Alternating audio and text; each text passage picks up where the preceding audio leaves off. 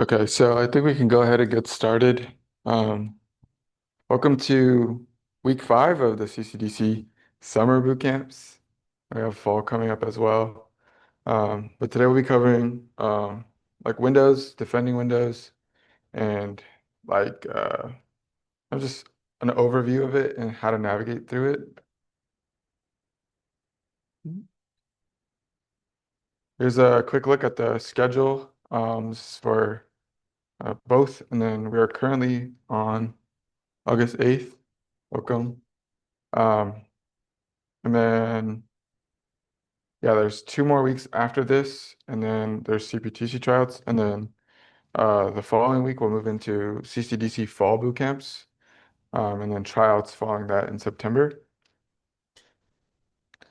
If you guys don't know me, I'm Anthony. I'm currently a security analyst intern at SoFi. Last year I was a CCDC threat hunter, and I will be continuing as the CCDC threat hunter. I'm also the current CPTC captain and previous CPTC Windows team, and I'm a graduate student on the information security program.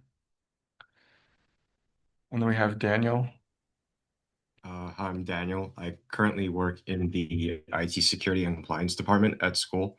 I was on the Linux web team slash Windows secondary for last year.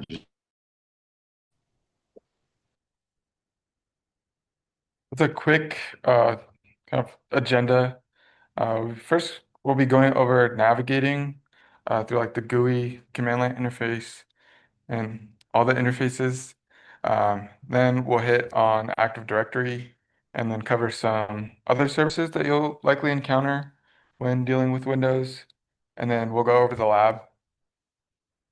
Like the first, navigating um, the GUI versus the command line interface. So GUI is mainly better for like beginners, I want to say, just because it gives you kind of like a visual representation, and it's somewhat easier to kind of navigate if you are new to like using a terminal.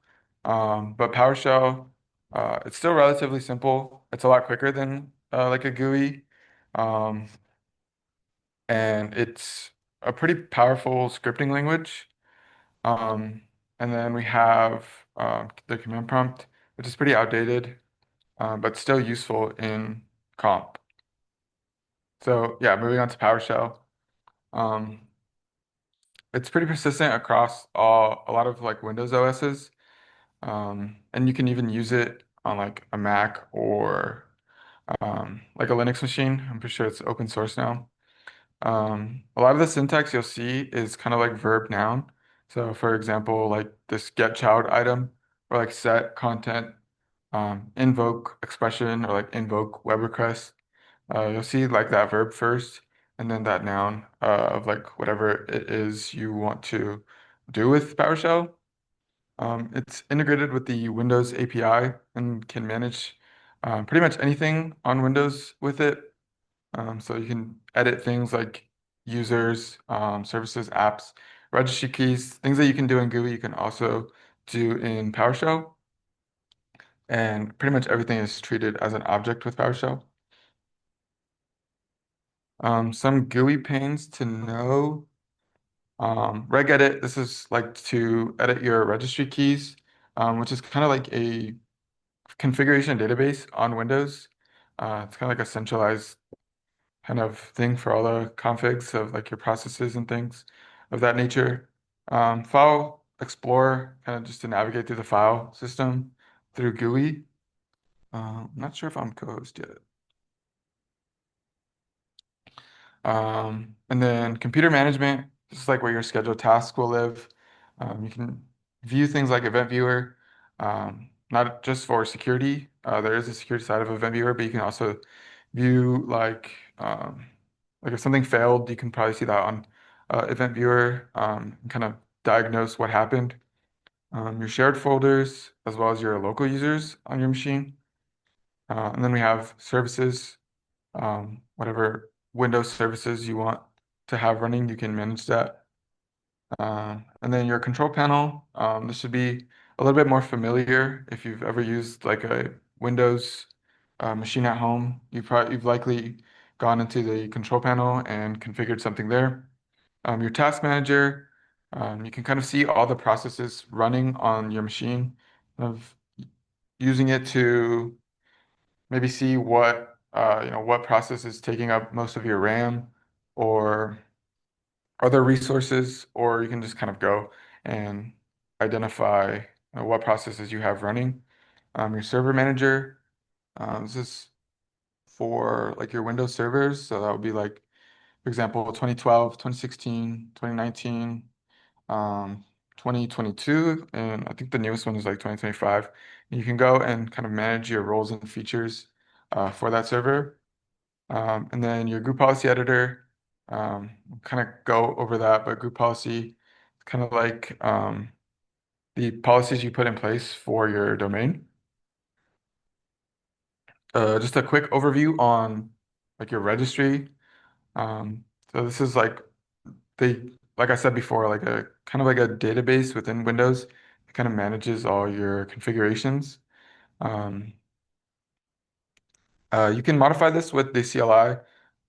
It's kind of the way I like to do it through like PowerShell. Um,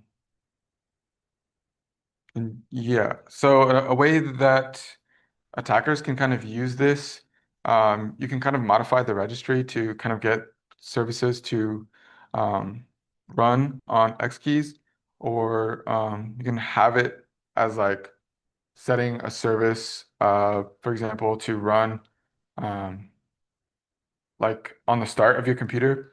So um, kind of imagine it if like persistence itself is kind of a way to gain, persistent connections to your machine. So attackers can use this to kind of, in the case that reset your computer or whatever the case may be, and that connection goes offline, that malicious binary that they'll have installed on your machine will be set up, through the registry and can run at the like whenever your computer will start boot up.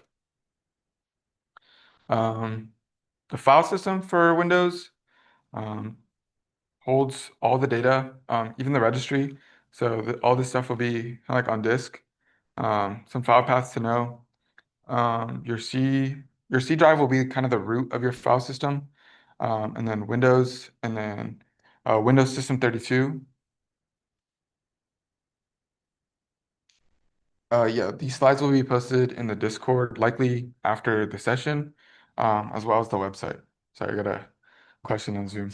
Um, but yeah, so System 32 will hold like all your system binaries and all your libraries, like your DLLs, which is like dynamic link libraries, and kind of things that like your services on Windows and like other executables that you have on there will have as dependencies. Your users will just have like all your users that you have on that machine.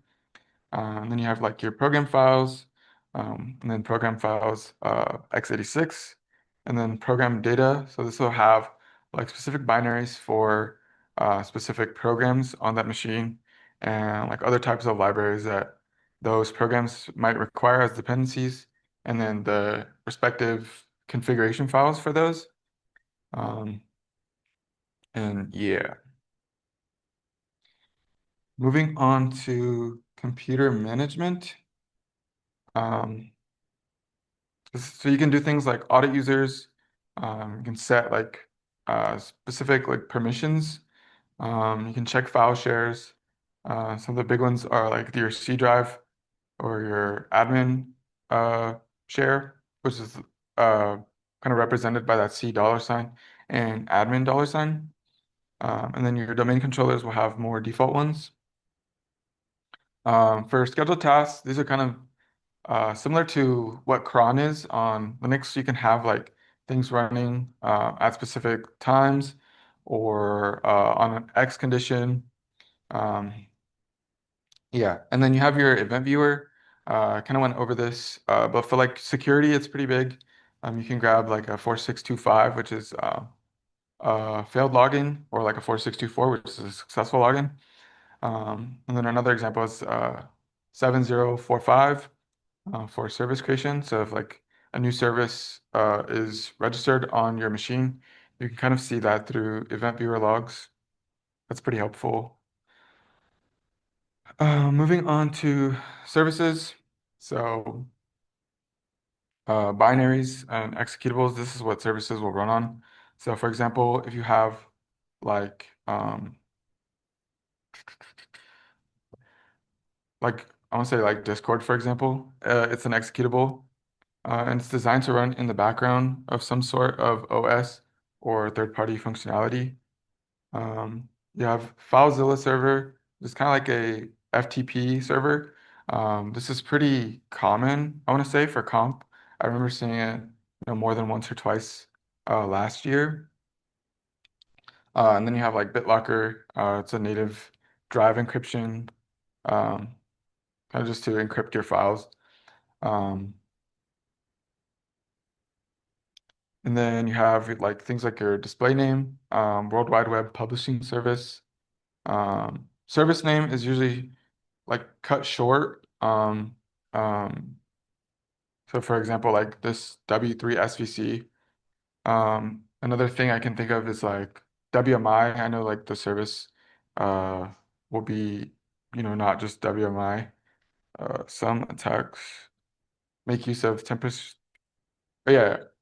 So some attacks make use of temporary services to spawn a shell as the system user. A good example of this, if you are familiar with like psexec within the Impacket suite, it's kind of like a toolkit for um, like red teamers and like adversaries.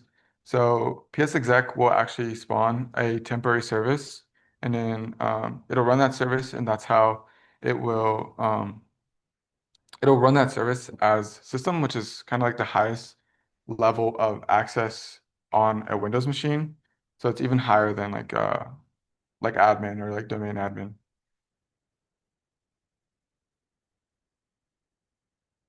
You have your control panel, like I mentioned before. So your firewall will be here. If you've used like any Windows computer, hopefully this is a little bit familiar. Um, you can kind of manage like all the settings you have on that Windows machine. Um, And then for the firewall specifically, you can enable it, create rules, like what traffic do you want to allow inbound and outbound. Um, you can use it to enable and disable RDP or remote desktop protocol. Uh, you really don't want to have this enabled so people can't kind of just connect to your machine once they get like a valid set of credentials. Uh, Very specific for like competition. Obviously, you don't want RDP installed unless it's required as like a service that it's being scored. And then you can kind of enable user account control. So you can kind of set processes to run with lower privileges, um, and then introduces pop-ups that make you explicitly elevate. And then you can manage kind of like your network adapters. So if you want to kind of change your IP to like a static IP, that's where you can do kind of through the control panel. Um, Processes in Task Manager. So sorry, just checking the Zoom chat. So processes will originate from executable files like I guess this is a better example to use Discord in instead of like services, but like processes. So Discord is a running process. It's an executable um, that runs on your host, like a program with code in it that you run on the computer, and then it brings up like that Discord UI. And then system binaries, things like winlogon. And then within Task Manager, you can create and kill them. Um, Usually in like the GUI, you can just like right click and on a specific process and just click like end task, for example. And then that should be terminated um, from running on the machine. You can have an app that can be terminated by a user. And then you can have specific processes will run in the background that don't require any kind of user interaction. And then like your Windows processes for system level, so things like in that System32 folder that we talked about earlier are kind of auto launched for the OS to run. And then there are some task manager alternatives. Some of these are pretty handy. But things like task list on the either command prompt or PowerShell kind of gives you like a view of that in the terminal. And you can kind of see what resources those are using along with the process ID, which is the PID. And that'll be on the bottom left, kind of that little terminal window. We have Process Hacker, which kind of goes into more depth and shows a little bit more detail. You can kind of see like a similar thing as the task list or get process, um, but you can kind of see what processes are spawned by other processes, which is something that I like to kind of make some correlation there if you see some unusual activity. And then Process Explorer is kind of similar, um, and that has like a VirusTotal integration with it.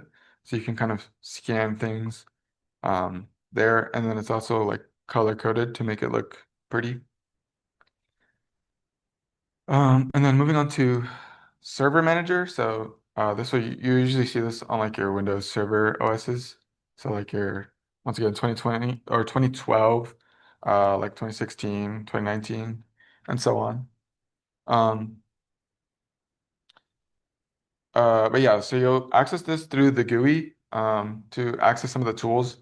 And then from this, you can kind of put different services. So like when you set up Active Directory, you'll go through this kind of interface to add that to your server. When you add like an IIS web server, you'll do that as well. When you add things like ADCS, which is Active Directory Certificate Services.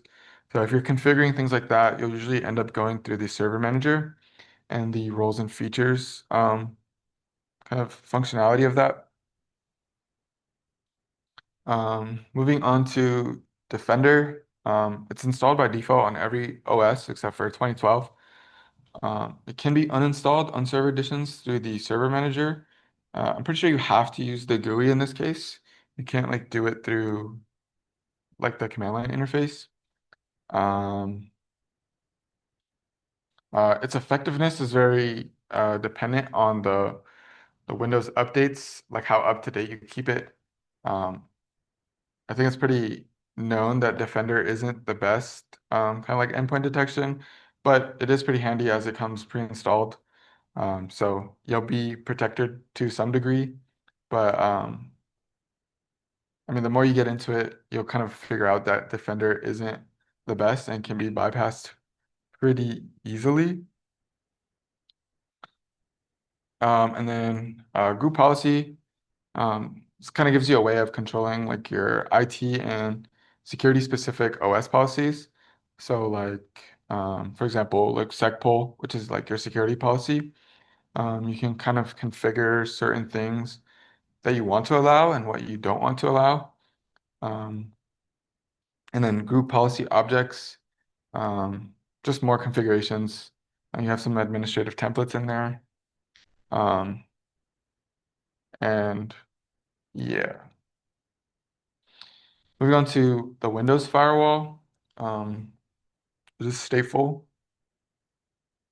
Um, so the Windows firewall rules, you can access it through the GUI, but I think it's it's kind of easier through the command line. But this gives you kind of like a more user-friendly view. And then you can navigate that through the control panel under Systems and Security, and then it'll be under Windows Defender Firewall. And then you can kind of see in the image showed here,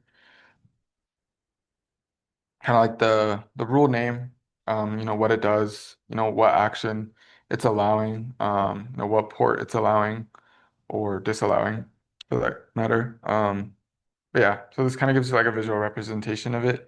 Um, so I think this is a little bit more beginner friendly. But yeah. And then you can also do Windows firewall rules through PowerShell. And I think this is a lot faster and more intuitive for like comp per se.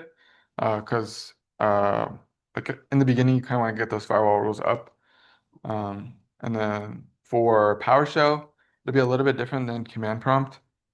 So for this one in specific to kind of view your firewall rules, you'll use like a get net firewall rule. And then to create a new rule, whether you want to allow or block traffic from specific ports or coming from definitive programs specific or like directly, this kind of shows you like some of the syntax to use for that case.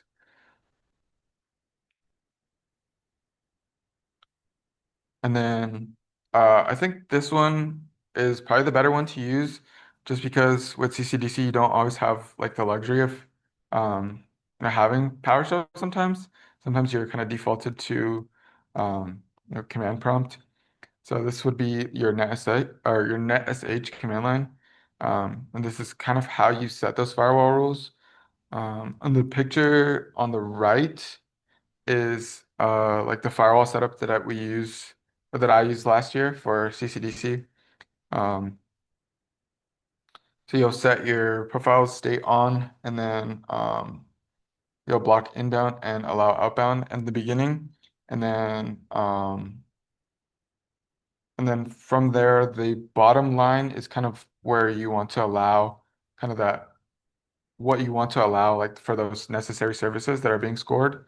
Um, so you'll have like the traffic um, kind of managed through there. But yeah, this would be, I think this is kind of the one we mainly use for comp. But yeah, so for this one, you won't kind of be blocked if you don't have that luxury of having PowerShell. But yeah, and then I think Daniel will cover some of the Active Directory stuff. Yeah. So yeah, just jumping straight into it. Active Directory, simply put, if you could go to the next slide.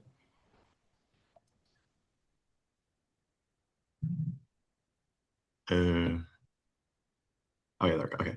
Yeah, so it's basically just the central management for like all the policies, like things like group policy, the computers, all the machines, the users, all in one place, and usually typically set to or designated to one machine during the competition.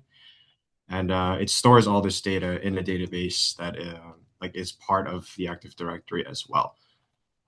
A kind of good way to visualize this, if you are a Cal Poly student, is the Cal Poly single sign-on, where you can log into really any service, whether that be the library to access your Canvas and your grades, or Bronco Direct, and it all directs you to one place where you can sign in with just one account, one password for everything, and then there's something in the background that kind of takes care of it. In this case, or for the majority of cases for this competition specifically, it'll be Active Directory. And then basically, if we were to break down the structure of it, a general like umbrella term for most of the things that you'll be looking at is like a forest. And like think of the forest as like one giant organization umbrella, where it includes these things called domains, and domains are basically what you'll be working with for the majority of the time. But to put it simply, there's multiple domains located or like part of one large forest. Yeah, there, and then of course there is of course possibly child domains, which just goes like a step underneath. But for the most part, the general structure that you have to worry about would just be domains are a part of a larger forest. And then next slide. Okay. Yeah, so the cabinet kind of analogy works as well, where it's just like it's a big place that includes multiple drawers, or in this case, domains. And then the domains are headed by machines designated as these other machines called domain controllers. So, I mean, you can have all these domains in Active Directory, but you're not going to be able to do anything with them if you can't control them. And the way we control them, or set different things to be done in these domains, is through the domain controller. And then in a competition, the domain controller could be on multiple machines, but typically you'll only have one Active Directory machine. On these domain controllers, there's member servers and workstations that you can add to the domain. And then once you add whatever machine you want to be controlled by the domain, then those are all subject to the management of the domain controller itself. Okay, next slide. Now, to dive a little bit deeper into what domains are, so inside of domains, you have what's called objects. Now, objects could be anything from different groups or different users, like multiple users in, say, in one area could be a group. And then with that, you can log into pretty much every domain joined computer through like these objects and the groups and users. Now, organizational units, or OUs for short, are basically just folders for these objects.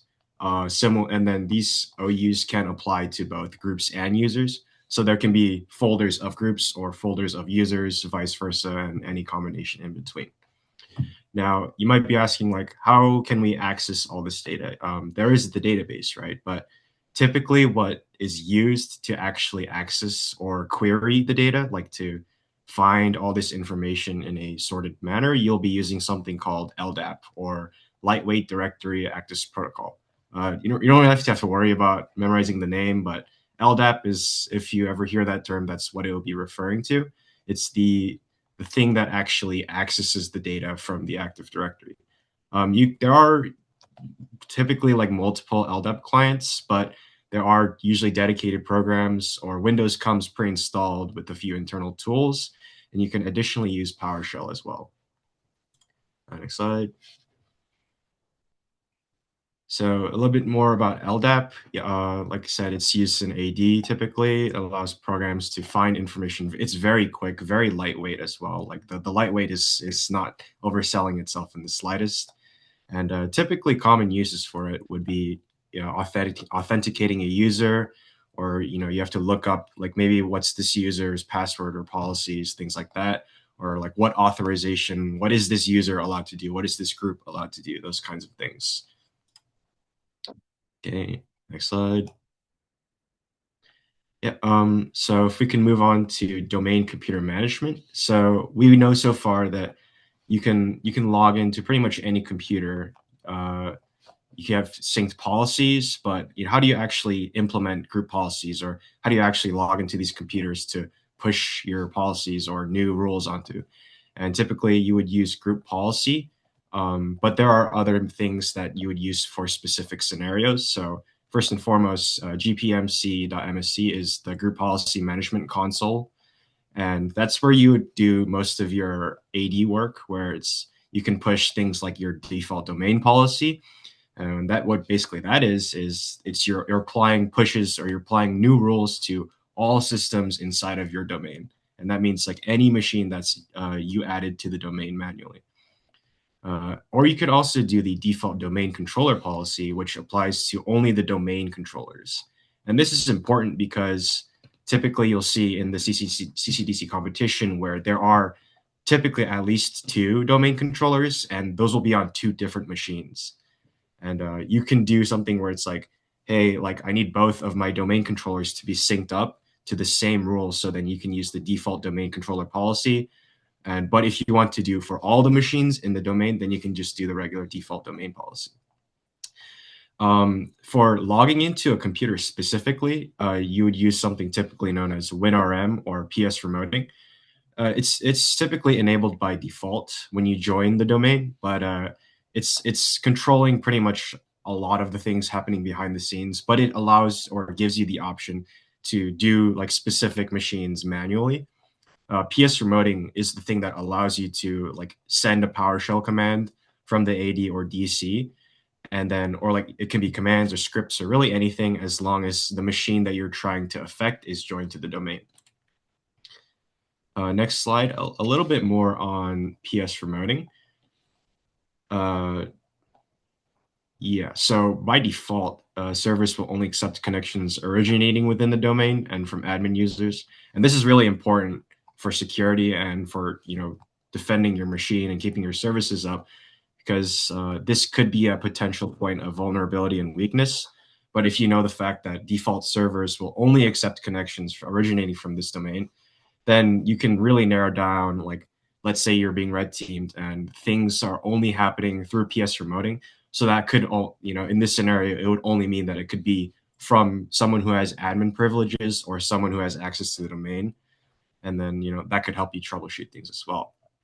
WinRM specifically, like I said, is enabled by default, but sometimes PS remoting isn't. So in that case, you would use the enable-ps remoting command. And then sometimes if that doesn't work by itself, then you can add the -force tag, and typically that'll help to actually have the command run through as well. Some example commands you can use for PS remoting is the invoke command as well. And basically, like, that'll just let you kind of, start the command, and then you would add the script block and the computer name tags. So the script block command, contrary to how the command itself sounds, it's just the tag to tell you like what to run, like the actual command you're running. In this case of the example, it would be the who am I command, which just tells you like who's currently the logged in user of whatever terminal that you're accessing. And in this case, the computer name tag would just be like, where is the command running? And the example here would just be like if the machine's name is web server 1 in this instance, or like whatever machine name that it has. Another command would be the enter ps session, and then along with the computer name tag for a machine called server 01 in this instance. And what the enter ps session command does is it allows you to basically open your own. It's as if you're opening a PowerShell terminal in that machine, but from your AD or DC. So like very similar to if you were to like SSH or RDP into a machine. But in this case, it would be done through PS remoting, and it gives you like full interactive capabilities as well. Next slide. So we have like the names of these machines, using the dash computer name tag, but how does that actually work? Like, how does that interact with other machines? Because machines talking to each other, they're not going to use names like server 01 or web server 01, things like that. They're going to use the IP address. And then that's where the DNS or the domain name system comes in. Its main intention is to just make things user friendly, in the sense that instead of having to type the direct IP address of whatever machine you're trying to use, it allows you to attach a very user friendly name like server 01, for instance, to that IP address, and it keeps things very organized to allow you to just use the names, and it'll take care of like the IP sorting in the background. And this is important because IPs very typically change using systems like DHCP, which you don't have static IPs with that, where it has dynamic, where it's constantly rotating IP addresses. And just beyond that, like in the competition itself, like you're going to have to be rotating usernames, names, like passwords, credentials. And on top of that, like if you had to do like the IP address every single time, it would just be kind of a nightmare. So DNS is a very good thing. An example would be like the Google DNS, which is something you'll see very often time and again. And it's a useful thing to know, 8.8.8.8, because you could ping it on a machine to tell like, oh, can I connect to the internet or something like that. And then if it responds, then hey, I'm connected. If it doesn't respond, then things like that. So just a small extra thing for the DNS. Typically, it'll use UDP for queries, which is it's a less safe like protocol, but it can use TCP as well for other specific operations where you need that handshake security. But it's not too relevant of a detail, considering that the DNS is just like it'll typically break sometimes. It has broken several times in competitions in the past, but it's important to just remember like the main use case is like, hey, my if I add like a name and I want to connect to this system, then like, oh, but it's not like letting me through, then I could check the DNS to see like, is my IP address actually resolving with the other machine. Next slide. So the DNS server role, like that's typically going to be installed on Windows Server editions, and typically, obviously, like the Windows Server machines in your environment will typically be assigned the Active Directory or the domain controller role, or sometimes both. And if it's not there, though, it can be installed like as an optional, like a extra option in case like your DNS system is down. Then that's something you would have to check on your Windows Server machine specifically. For the DNS server, it's really useful not just for the IP address thing that was on the previous slide, but it's really useful because it helps you find domain controllers specifically. Like whatever machine is assigned or part of the domain, the first thing it does when you're logging into your domain account, you're typing in your username and your password, is that it'll look for the domain controller machine in your environment that it's connected to. So like the order of operations would be the user with the 80 user account, they log in, right, with to their Active Directory domain. Then the actual DNS service, it'll query the DNS server. Like it'll ask, hey, where is the domain controller? Hey, can you convert this name or this username to like find where that actual machine that has all my data is? Then it responds. It'll give you the IP address of the domain controller, and then it converts that IP address back to a palatable name for you to actually read, then rather than just a bunch of numbers. So yeah, it's very important beyond just the IP address. This slide is really the main purpose of DNS in your competition that you'll use, and yeah, it's really something to have further research on as well. Okay, so next slide. So we've talked about all like the credential, or like everything except for credentials, like what actually allows Active Directory to be such a powerful and very sometimes or at times not secure tool. So there's two ways that you actually authenticate into like getting into Active Directory or in things like that in general. The first one would be NTLM or net NTLM. Now this is like the outdated version of the authentication. It's a bit old, and as such, there's a lot more vulnerabilities, a lot more angles or surfaces for attack. In NTLM specifically, though, it is used for verifying local users specifically. And really the only difference between NTLM and net NTLM, as evidenced by the name, is just the net NTLM is network. It verifies through the network authentication rather than just local users. Now, the reason why I mention it's old and kind of not obsolete, but it's not the first one you would choose, but it's still important that you know. But for the most part, Kerberos is the main thing that you'll be using, and that's used for the majority of modern Active Directory applications. And Kerberos, basically, what that is it uses a concept of tickets, like a ticketing system. The tickets themselves have a lifetime of 10 hours, and they're derived specifically from the user's password and then the KRBTG account password as well. We can go into more specifics in the next slide on exactly how Kerberos works. Yeah, so this is a pretty decent analogy where you show the QR code at the gate, you get a wristband, you show wristbands at booths to prove you're allowed to play. Employee hands you like the balls to actually play the game, and you throw the balls at the clowns to get the prize. So what does that actually mean? Like that just sounds like a bunch of nonsense, right? But to really break it down, and as you can see by the diagram on the right, so first and foremost, you're on a client machine, for example, and you need to prove your identity. So you're going to send a request for a TGT, which is like the ticket getting ticket, or I think that's what it stands for. But yeah, what essentially that does in step one is like you get the TGT, you verify that you are who you say you are on the client, and the KDC or the key distribution center, which is an essential part of Kerberos. It'll be like, okay, now we're good. We're in the Kerberos theme park. Like we have access to get into the gate. So we're in this Kerberos theme park, right? And then we go to step two, or we're past step two, where it already returns you to the TGT. In this case is like it's your wristband to allow you to enter the theme park, like, and you're in this theme park already. So you go to step three, where it's the client request for the TGS, or what that stands for is the ticket granting system.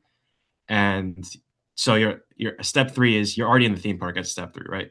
So you want to actually go and ask, hey, can I get a ticket at this booth? Specifically, the booth in this case would be a service. you would go and ask, hey, can I have a ticket so I can actually try and play with this service? And then it'll return your ticket granting service, and then it'll give you a service ticket. And then finally, after you get that service ticket in step 4, then you can go to step 5, where you present this special ticket that you got from that specific service, and then it'll respond and then finally grant you access. So just one more time, just to make sure, because this is a really important concept that applies to every machine that AD will be connected to in your competition. So one more time, I'll just go through it one more time, where you prove your identity, you enter the Kerberos theme park, for lack of a better word. You use TGT to ask for a specific service ticket. Then you use that service ticket to go and play whatever game or whatever service you want to access. Yeah, so that's a pretty TLDR of how Kerberos works. That's if you can really like internalize this idea, or whoever, if you're interested in being the like a Windows person for CCDC, if you can understand this concept, then the process of securing it or understanding what goes wrong and how it works will make things a lot easier for you. So I really recommend looking a little bit deeper into Kerberos, because this is probably one of the most important Windows concepts, like for not just CCDC but cyber in general. So yeah, next slide. Okay. So Active Directory itself, it needs a way to keep track of ownership and interacting permissions and things like that. Or in this case, what the actual term for it would be is service security descriptors. So every single object in Active Directory will have that security descriptor. That whether that be user objects, groups objects, printers, shared folders, anything. So there are a few different things, a few different security descriptors that hold different types of information. The first one would be your owner security identifier, or SID for short. And it's a unique value that's assigned to the account or group that owns the service. And it's just the identifying thing. It's your ID for that security descriptor. Now we move on to the DACL, or the discretionary access control list. And what this does, it actually identifies users that are allowed or denied access to a service. So this is like, in short, it would be like who is allowed to do what, who actually can do this or what, or this and that. But as for the system access control list, this actually allows administrators to log access attempts. So in short, it's an auditing system for like who is touching what in Active Directory. So like a combination of these two are very powerful when you're trying to figure out what's going wrong, or why something may not work, or why a user may not be able to do something. So this would be a great place to check. First thing, of course, would be your DACL, where things are actually being allowed or denied. And then you can, if you want to look further to see like logs, or if you want to audit, like maybe something is out of place. Maybe a user that's not from CCDC maybe got red teamed and they're trying to get in or touch things in your AD, kind of mess things up. Then you can check your SACL, and a combination of these two would be very powerful to figure out what's actually going on in your AD. Okay, next slide. Yeah, so as for other services, next slide. So a really big one, or not a big one, but one that you'll see very frequently being used is IIS, or Internet Information Services. And in short, it's just an HTTP web server that's built into Windows that it'll be part of your AD or your DC. It does support .NET or ASPX out of the box, and but PHP, which is another language that is really useful for things like web injections or securing SQL, is also configurable for IIS as well. It's very plain. It's very boring. It's like you just type in port 80 or whatever, and you have a website running at your local host. Next slide. Okay, and XAMPP actually, it's like a pretty packaged thing where it includes a lot of the things that you would need to host like a website specifically. This will typically include like Apache. Also, Apache is the thing that will typically be serving HTTP as well. There is another thing called Tomcat, but it's a pretty outdated thing, and you probably won't see it in your competition. but Apache is the one that's important. It also includes MySQL, which is the program that allows you to host the data, like actually like add queries and things like that. And then it can also include FileZilla for FTP as well, or File Transfer Protocol, which will allow you to, not just have the website up, but also transfer files to and from the website to any machine. Okay, and next slide. So a content management system, or a CMS for short, it's like the actual app that runs on the framework for everything. You might be asking like, oh, is XAMPP a CMS? Well, not typically, or not necessarily, because XAMPP is just kind of like a sandwich or a package of things required to run the actual website. But a content management system typically will already be built on top of the things that XM provides. But an easy way to think of it is like a front end, essentially. A front end where it's you just install it and it just runs, and you can configure any aspect of it. The most common one you'll see during your competition will be WordPress, which is just like a blogging website where you can include, or typically you'll be asked by some of your superiors like, hey, can you like post a blog or edit a picture or change a picture on my WordPress website? And then from there you can access your like, or change different things. So like in your config file. So like I said, all the setup is the same. So HTTP, it comes with the scripting engine, like a PHP, and it comes with the database as well. So the kind of order of operations you would do is you would put your CMS files in your web root. What that basically means is you want WordPress, you download WordPress, and you put your files onto wherever you're hosting from locally. Then you would set up your database in MySQL, and then there's a couple of steps you can do to that. But like the specifics for that will probably change from case by case. And then you would configure your database credentials through the actual content management system configuration file, which will typically be like another folder or like a .config file inside of the folder that you're running like WordPress or OpenCart out of. And then once you have everything set up, then you can run it. And then the first place then you can access it to actually check if you did things correctly, that things are running, is you could go to HTTP and then localhost, or your private IP address of the whatever machine you're trying to run the installer on. Yeah. Okay. So next slide. I think we have a lab. Yeah. Yeah, that's it for the content itself, though. But I think there's a lab for yeah, we could probably show like a Windows VM or something.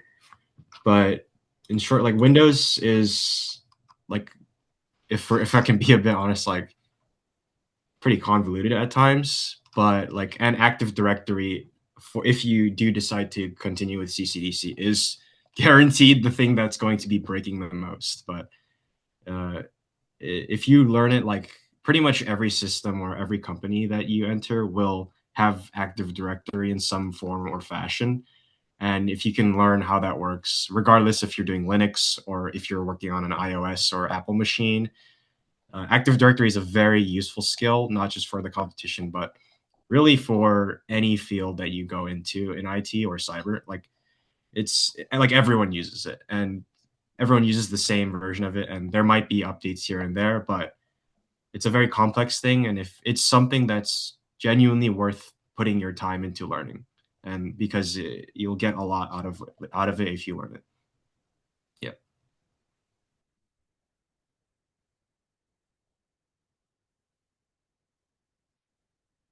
Oh yeah, I think that was it. But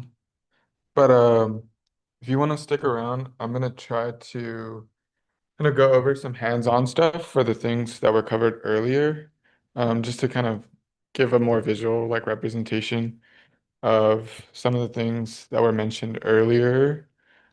So I can kind of go over like where you can access like the firewall things, like some of the group policy stuff, um, and then some of these other things.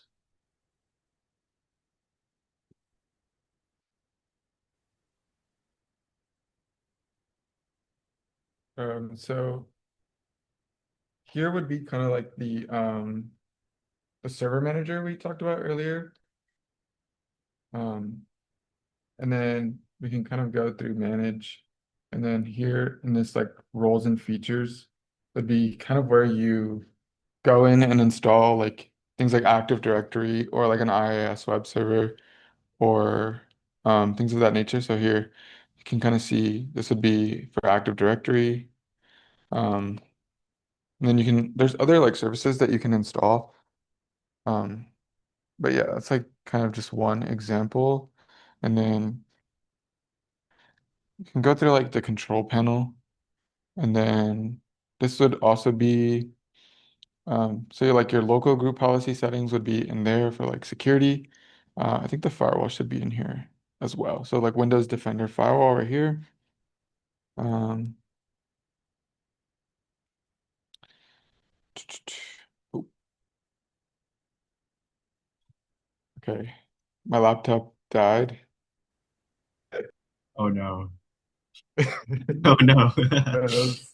Sorry about that. I can try to record like demos of some of these, and then I'll kind of share maybe like a drive link if you guys want that. And kind of just kind of quickly go over and explain some of the concepts that were um, explained today. Um, but yeah, I'll try to get that in. Sorry about my laptop. Uh, but yeah, that'll be the end of the session. If anybody has any questions, please feel free to ask. So you talked about the PowerShell and command prompt. Are you saying that we have to understand both? Um, I think it would be nice to kind of understand both. Um, but yeah. I think it would be pretty nice to kind of understand both, just because you might be using one or the other in different scenarios that you come across in competition. Um, but yeah, I think having like at least a foundational kind of understanding of both would be good. Just in case, we don't have that luxury of having PowerShell in that specific scenario, you can kind of drop back to command prompt. Does anybody have any other questions? If not, I mean, feel free to ask. You can DM any of the CCDC members on like Discord, or just ask in like the questions channel for CCDC or in general. So we got a question in the Zoom chat. Victor asks, how do you typically monitor for red teamers messing with a Windows box? Um, at least for quals or like the invitationals that we have, I know things can get a little bit more complex during like qualifier rounds or the later rounds. Something that I always like to do is um, kind of you can use what's called like a resource monitor. It's like built in on Windows, and you can kind of monitor for outbound network connections. You also can have um, there's like a command line. You can use like a netstat command to kind of look for anything that's calling out to, an outbound IP that kind of looks suspicious. Then you also have like your event viewer. And typically for competition, we want to use something a little bit more in detail like Sysmon. You can have, better visibility on that. It's a little bit difficult to have kind of like a seam you would in like your typical security environment, just because for competition's sake, a lot of the resources provisioned on the VMs that we get aren't that great. But yeah, so you want to look for like outbound network connections and really utilize like Event Viewer for like registered processes, like I think I mentioned earlier in the slide.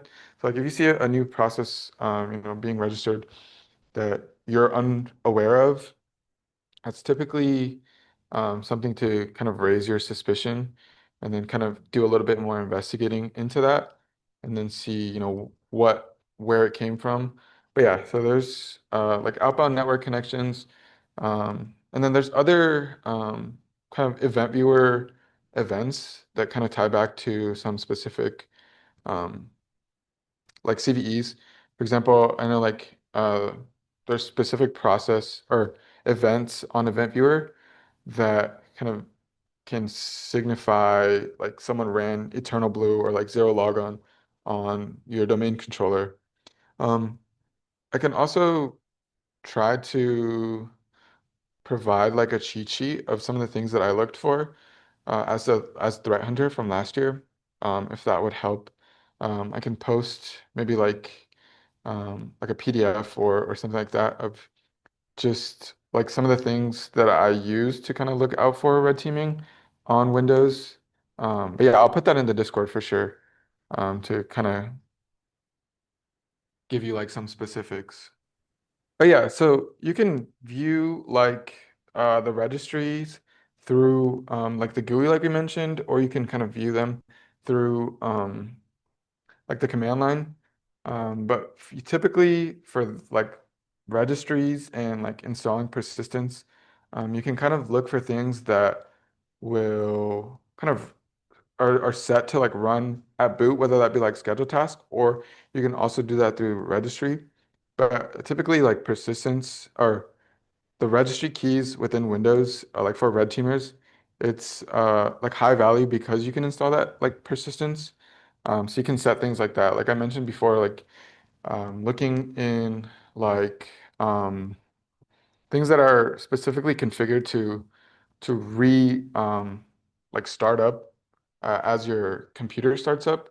That's something that you want to look for, because that probably means that they have like a beacon or like some like malicious program on your host, and they have set it to kind of start up with your computer. So when you turn on your computer, that process will automatically spin up, and then they have like a connection between themselves and your computer. Yeah, we definitely had a couple instances of red teamers messing with the domain controllers last year. Someone in the chat said they've heard red team loves domain controllers and breaking DNS. So yeah, um, that's bound to happen. I mean, from last year. Um, but yeah, that is in fact true. Uh, I think if nobody has any other questions, that'll like conclude the session for today. But I mean, once again, if you have any questions that you don't have like right now, but like come up later, feel free to reach out to anyone on CCDC, and we'll do our best to help you and kind of answer some of the questions that you have. Yeah, thank you guys.